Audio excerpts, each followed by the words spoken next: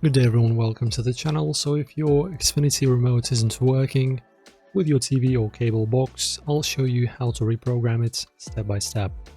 So first, of course, you will need to identify your Xfinity remote model.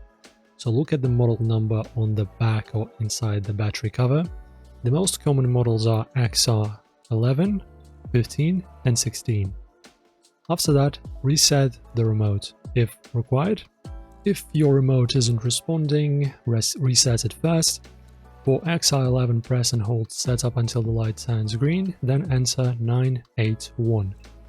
For the rest of the models that I've mentioned after, you can press and hold A, which is a triangle, plus D diamond, until the light turns green, and then enter the same number.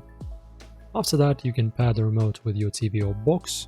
So firstly, point the remote at your TV, press and hold Xfinity and info until the light turns green, enter the 3-digit code on your screen, follow the on-screen instructions to pair your TV.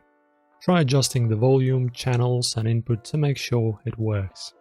And that's it, your Xfinity remote is now reprogrammed. If this helped, leave our video a like, subscribe and see you in the next one.